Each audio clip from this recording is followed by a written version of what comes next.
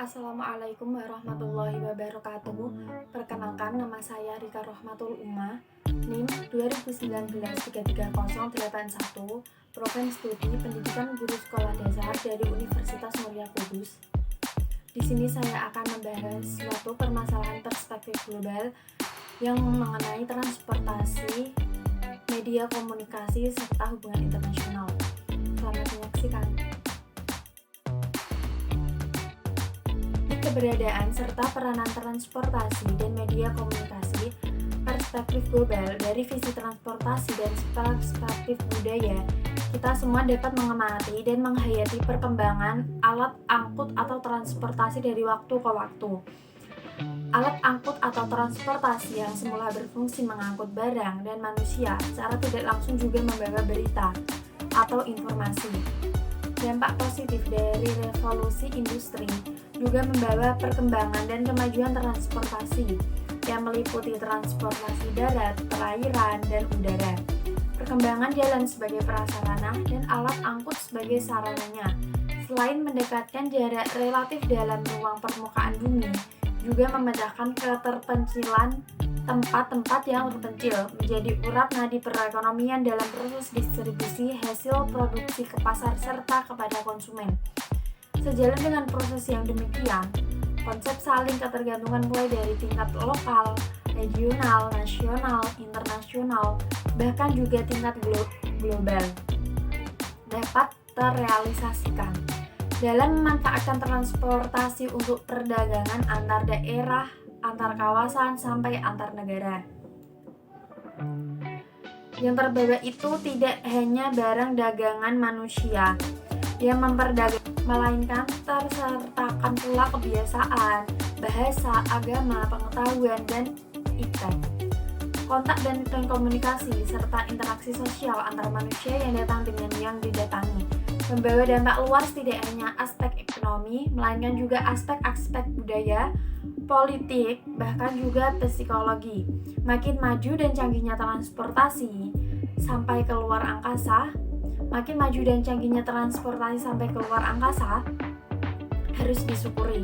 Namun demikian, kemajuan transportasi ini ada yang memanfaatkan untuk tujuan-tujuan yang negatif, penyelundupan orang jahat, teroris, obat terlarang, dokumen terlarang, dan sebangsanya dilakukan melalui transportasi yang makin maju ini. Akibatnya, patologi sosial yang berupa sadisme, kriminalitas, mabuk-mabuk, dan teler merambat terus. Landasan yang pokok, bagaimana semua pihak dengan kesadaran yang tinggi menciptakan kiat, metode, dan pendekatan yang tepat mengatasi masalah tersebut. Kemudian selanjutnya, perspektif global dari visi komunikasi yang dilakukan oleh manusia yang beragam, mulai dari yang paling sederhana dengan kedipan mata, angkat dan lambaian tangan, suara dari teriakan sampai menggunakan bahasa, penggunaan alat mulai dari kentongan sampai dengan media elektronik canggih. Semuanya itu untuk kepentingan hubungan sosial yang motifnya juga beragam. Sejalan dengan perkembangan, kemajuan, dan penggunaan transportasi serta media elektronik seperti radio, TV, faksimiles, dan internet.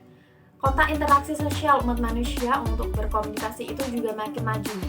Makin lama, komunikasi manusia sehari-hari yang menembus batas-batas ruang dengan memanfaatkan internet, informasi dari berbagai penjuru dunia.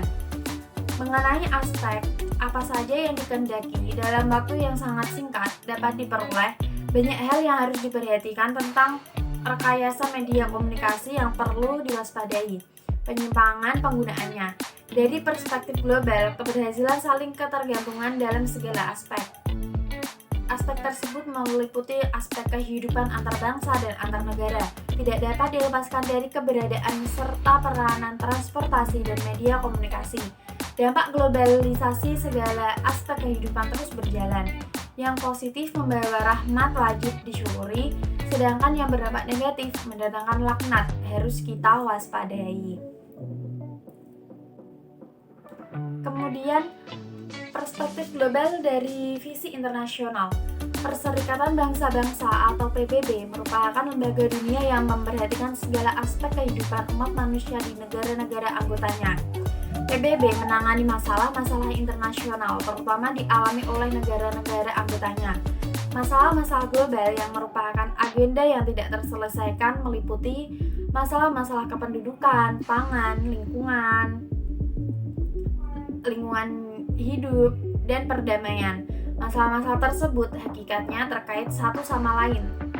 UNESCO adalah organisasi pendidikan, ilmu pengetahuan, dan kebudayaan PBB. Tugasnya memajukan kerjasama antar bangsa melalui bidang pendidikan, ilmu pengetahuan, dan kebudayaan dalam rangka penegakan hukum, penegakan hak asasi manusia, dan penegakan keadilan. UNESCO berdiri pada tanggal 4 November 1946 yang berkedudukan di Paris, Perancis. UNICEF adalah organisasi dana perkembangan anak-anak internasional PBB. UNICEF adalah organisasi dana perkembangan anak-anak internasional PBB. Tugasnya memberikan bantuan dalam rangka menyejahterakan ibu dan anak. UNICEF didirikan pada tanggal 11/1946 di New York, Amerika Serikat. WHO adalah organisasi kesehatan sedunia. Organisasi ini didirikan pada tanggal 7 April 1948 yang berkedudukan di Jenewa, Swiss. Tugasnya meningkatkan kesehatan bagi semua orang. FIO adalah organisasi bahan makanan dan pertanian. FIO berdiri pada tanggal 16 Oktober 1945 yang berkedudukan di Roma, Italia. Tugasnya meningkatkan efisien dan distribusi makanan dan hasil-hasil pertanian ke berbagai pelosok dunia. Nah, kelompok tersebut perhatian dan kepeduliannya tidak pada masalah-masalah regional masing-masing, melainkan juga mengenai masalah internasional dan juga masalah global.